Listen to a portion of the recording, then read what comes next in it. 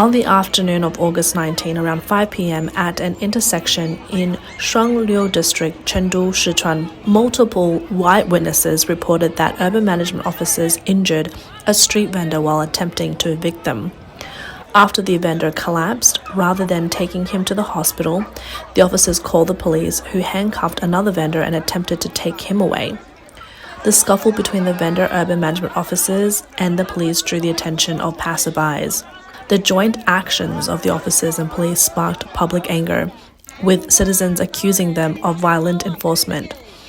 As the crowd swelled, the officers and police tried to leave with the arrested vendor, but were surrounded by a large, growing group of protesters demanding that the injured vendor be taken to the hospital and the detained vendor be released. Videos shot by onlookers showed the crowd encircling the officers and police. The person filming said, "The urban management officers hit someone and now they're trying to flee. The police are here but won't let them go until they bring out the one responsible." In the video, you can also hear the crowd shouting, "Bring out the one who hit him." Despite the mounting demands, the officers and police ignore the public, neither sending the injured vendor for medical treatment nor releasing the arrested vendor, instead trying to leave under the cover of chaos. This only fueled the protest, with over 1,000 citizens joining in, surrounding the vehicles and continued to demand the vendor's release. Ultimately, the police were forced to release the vendor due to the protests. After being released, the vendor jumped onto the top of the police vehicle, waving his shackled arms in protest against the urban management officer's actions, drawing cheers from the crowd.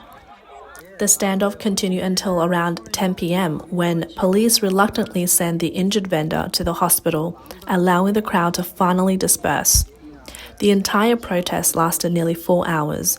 Despite the incident, Chinese news media did not report on it, and related videos quickly disappeared from social media platforms like Douyin. The brutality of China's urban management officers is well known, but in recent years, more and more people have started to push back. Several protests sparked by urban management officers beating vendors have taken place in Sichuan, the most significant being in the incident in Neijiang, where thousands of people surrounded urban management officers and even overturned a police car in outrage. On the night of June 13, 2023, in Neijiang, Sichuan, a group of urban management officers patrolling the street noticed a long line in front of an egg vendor's stall. They approached and accused the vendor of illegally occupying the streets, demanding that he leave. An argument ensued, the streets were crowded, and suddenly the vendor shouted, "The urban management officers are hitting people." His cry was desperate, and soon people rushed to see what had happened, only to find the vendor lying on the ground, seemingly unable to get up. The crowd quickly grew, surrounding the urban management officer's vehicle and demanding an explanation. Some people even began shaking the cars in an attempt to force the officers out. Traffic was brought to a standstill as the streets became impassable.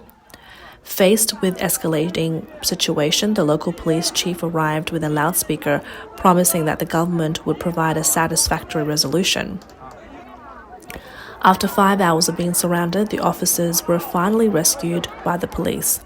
On June 14th, authorities issued a statement saying that the involved urban management officers had been suspended and were cooperating with the investigation. However, the statement emphasized that the officers were only enforcing the law, and the vendor had refused to leave, leading to a scuffle when the officers attempted to confiscate his equipment, resulting in his fall. The authorities denied that the officers had beaten the vendor, stating that they were simply carrying out their duties. Nevertheless, the public was not convinced, accusing the government of downplaying the incident and attempting to whitewash the officers' violent behavior. Chinese state media remained silent on the matter, and related videos on platforms like Weibo and Douyin were swiftly deleted. Some argue that street vendors violate regulations by occupying public spaces, affecting the city's appearance. Vendors, on the other hand, claim that the designated areas for them require fees that they cannot afford to pay from their daily earnings. The market was bustling with activity. Vendors selling snacks, fried rice, and candied hawthorns were doing brisk business. Suddenly, someone shouted, "The urban management officers are here." The vendors panicked and quickly fled, pushing their carts as fast as they could. One customer shouted after a vendor, "Boss, what about my food?" When asked how much money he made each month, a candid hawthorn seller, while fleeing, replied, "Whether I make money or not doesn't matter. It's all about the thrill." China's urban management officer, Chengdu, have gained a notorious reputation. When street vendors hear that they are coming, they scatter in all directions. Those who are caught face either physical abuse or having their goods confiscated. A noodle stand owner, while stir-frying noodles, kept glancing around nervously. A puzzled customer asked, "Boss, what are you doing? Why don't you focus on your noodles? Are you calculating an escape route for when the urban management officers arrive?" The fried rice vendor continued to cook while keeping an eye on where the officers might show up. Another person moved a cart while someone else carried a gas tank, all ready to flee at a moment's notice. China's urban management officers have turned elderly women into martial arts masters. Who knew selling vegetables could be so challenging for the average person? Some netizens have summarized the most iconic slogans of different Chinese dynasties. Song Dynasty, the Jing soldiers are coming. Yuan Dynasty, the beggars are coming. Ming Dynasty, the Tartars are coming. Qing Dynasty, the foreigners are coming. Republican Era, the devils, another name for Japanese soldiers, are coming. CCP Era, the urban management officers are coming. Stories of urban management officers oppressing the people happen every day in China. Even a 4-year-old child knows to protect his grandmother from them. This 4-year-old boy's parents work away from home, so he and his grandmother rely on a street stall for their livelihood, often facing harassment and eviction by urban management officers. One day, when the officers came again, the boy grabbed a steel pipe and rushed towards them, shouting, "Don't come near!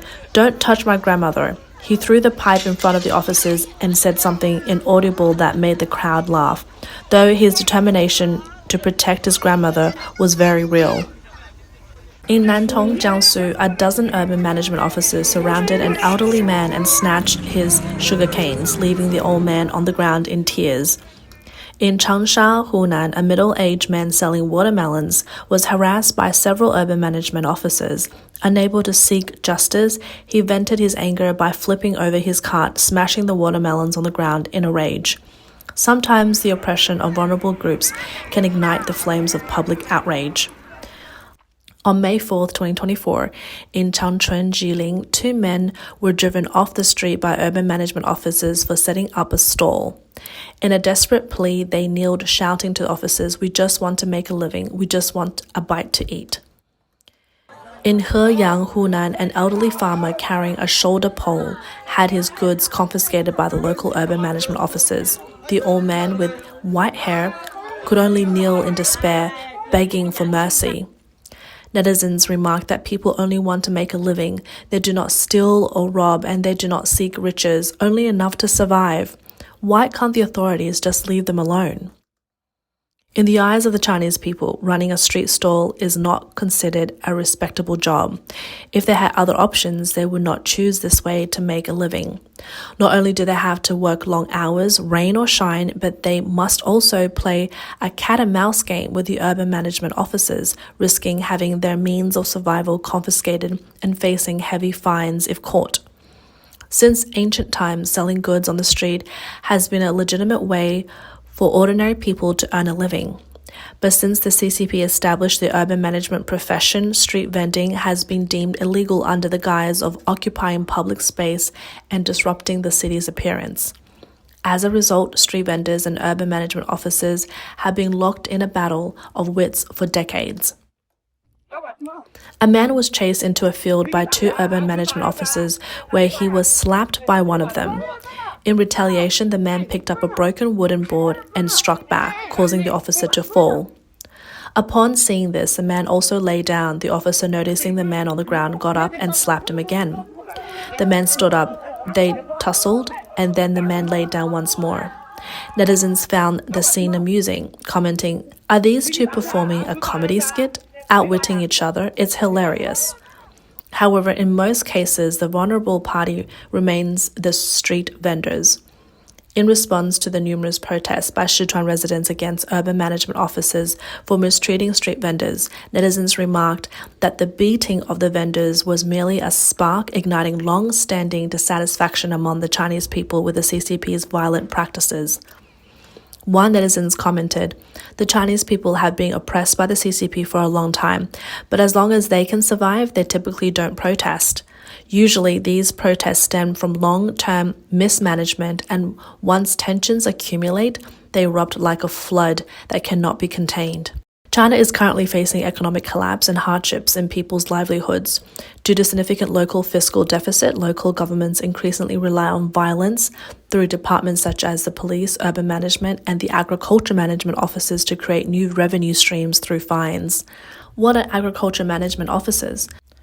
According to official explanations, their full identity is the Agricultural Comprehensive Administrative Enforcement Brigade. In other words, while urban management oversees the cities, agriculture management oversees the countryside. Some Chinese joked, "Just when the urban management chaos hasn't subsided, here comes agricultural management." Videos of agriculture management officers entering villages have gone viral. In the future, people will be shouting, "Run, quickly, the agriculture management officers are coming." So, what do these neatly lined up agriculture enforcement teams actually do once they march into the village? These officers began seizing free-range chickens and ducks. One elderly farmer complained, "I've been raising these chickens and ducks for 3 years, hoping to sell more eggs, but they've all been confiscated." They also demolished farmers' self-built house and wells, claiming these disrupt the village's appearance. Moreover, they uprooted crops, saying that farmers could not plant as they wish but had to follow regulations. Any crops not designated by authorities were destroyed, whether they had just been planted or were nearly mature, all without the farmer's consent. Even fully ripened fruits and vegetables were confiscated under the pretext of exceeding pesticide limits. In one case, a farmer planted bananas instead of the designated crop and had all his half-meter-high banana plant uprooted by agriculture management officers, resulting in significant financial losses. Netizens pointed out that the increasing number of grassroots regulatory bodies is exacerbating social tensions by overstepping market principles. They warned that the downfall of a dynasty never happens overnight, but is instead the result of years of violations against market and societal norms. In July 2024, multiple local governments across China announced adjustments to urban management staffing. Following Beihai City in Guangxi decisions to abolish the Comprehensive Administrative Enforcement Bureau, other areas such as Chifen in Inner Mongolia and Zhangye Ganzhou District in Gansu have also recognized their urban management responsibilities under different departments. Street vendors breathed a sigh of relief, thinking they had finally escaped the clutches of urban management, but their optimism may be premature. In an interview with Voice of America, Shi Ling, a Chinese financial scholar based in Australia, said that the government's sweeping reforms of urban management are intended to kill two birds with one stone. On one hand, cutting urban management staff could improve their image among the public, as they have long been seen as inhumane and excessively brutal in their enforcement. On the other hand, the government is running out of money and needs to cut losses. Eliminating urban management positions fall within this plan. Moreover, these reforms are likely a move by the CCP to create a more stable social and economic environment ahead of the upcoming third plenary session of the 20th Central Committee. China has a massive urban management workforce, but only a small fraction of them hold official positions. Most are temporary hires paid low wages by local governments. While official funding guarantees only the basic salaries of those with official positions, where do bonuses and pay for temporary staff come from? The answer lies in the fines imposed on street vendors. A report by World Journal quoted a restaurant owner who has dealt with urban management for nearly 20 years. He acknowledged the necessity of urban management, much like traffic police, but pointed out that from central to local levels, corruption at the top leads to corruption at the bottom.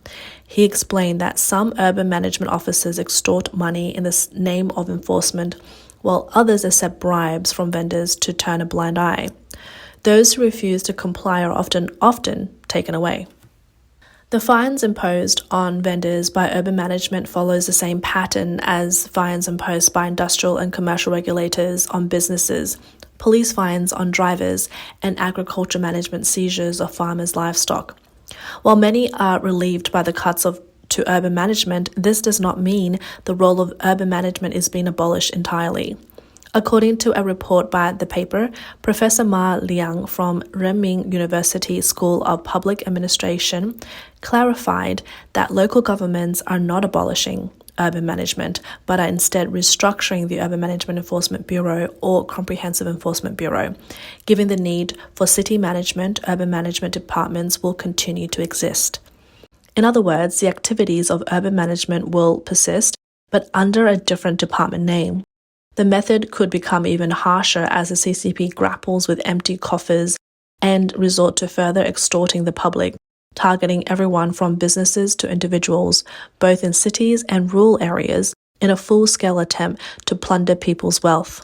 On July 31st, Wang Dongwei, the Chinese Vice Minister of Finance, announced at a press conference that the government is considering reallocating consumption tax revenue from the central government to local governments to increase their income. This, they say, will help guide local governments to stimulate local consumption levels. The Ministry of Finance is also considering delegating the management of non-tax revenue to local governments to meet local needs. Non-tax revenue, which primarily goes to local governments, includes fines, fees, and other charges. Some scholars have raised concerns that this could pave the way for local governments to rob private wealth through tax audits and fines. They argue that the term non-tax revenue essentially refers to fines, whether they involve tax penalties, traffic fines, or various other violations. According to China's non-tax revenue management measures, non-tax revenue includes administrative fees, government funds, fines, income from the paid use of state resources assets, state capital returns, lottery funds, revenue from special operations, interest income, and donations accepted by the government, among other categories. In April 2024, the Ministry of Finance released the country's fiscal report for the first quarter, showing that national tax revenue fell by 4.9% year-on-year to 4.9 trillion yuan, while non-tax revenue increased by 10% to almost 1.2 trillion yuan. This sparked outrage on social media, with netizens labeling non-tax revenue as fines income. One person calculated that if 1 trillion yuan in fines were collected from China's 1.4 billion people, it would mean an average fine of over 700 yuan per person. Despite official efforts to downplay these concerns, the public remains skeptical, convinced that the CCP's tactic of squeezing the people for money are growing more aggressive. Economist Li Henqing, speaking to the media from the US, said, "The government is desperate for money. As local governments can no longer survive, many are even cutting the salaries of civil servants." Some financial service workers have not only seen pay cuts, but are also being asked to return previously awarded bonuses. China's local governments are drowning in debt, and reclaiming bonuses from civil servants has become the norm. Earlier this year, China's Merchants Bank announced that it had reclaimed over 58 million yuan in bonuses from 2,876 employees, averaging 20,300 yuan per person. The International Monetary Fund reported in 2022 that China's local government debt amounted to 92 trillion yuan, or 76% of its GDP. Li added, when both the central and local governments are out of money, what do? They claim it's only fair to collect taxes that were owed but not previously paid. Local governments are ecstatic because they no longer have to hand over the money to the central government. Now they can keep it for themselves, and they've become more aggressive in collecting from small business owners and local enterprises. In June, Vivi Food and Beverage was hit with a 30-year retroactive tax bill totaling 85 million yuan. Guangdong's New World Hotel, which had been closed for years, was slapped with a 27-year-old tax bill for nearly 930,000 yuan. Meanwhile, Ningbo Bohui Chemical Technology Co. was forced to halt operations after being hit with a 500 million yuan tax bill. In an interview with the media, Professor Xie Tian from the University of South Carolina Aikens Business School said, "Local governments now have the green light and are acting like they're killing the goose that lays a golden egg by aggressively raising taxes to alleviate fiscal deficit. But this is only adding more pressure on ordinary people. The CCP is hurtling towards a scenario where oppressive measures will provoke widespread resistance. As the people grow increasingly desperate, they are less willing to endure the CCP's oppressive rule. More and more incidents of resistance are emerging across China. According to reports from August 5th to 11 alone, numerous collective protests erupted across the country, with people taking to the streets to defend their rights. In Tangsha, Hebei, hundreds of workers from Xinjiang Special still gathered at the government offices to demand fair compensation. In Liangjiang, Guangdong, hundreds of fishermen staged protests against local government departments enforcing fishing bans. In Shenyang, Liaoning, over 1,000 retired preschool teachers protested to demand the government address their pension issues. In Zhejiang, Sichuan, hundreds of taxi drivers went on strike due to fuel shortages. In Guangzhou, Guangdong, hundreds of investors surrounded by the Fancha Research Center for a week, demanding the return of their investments. Additionally, in Jiangsu and Sichuan, there have been multiple incidents of homeowners' rights being suppressed by the police.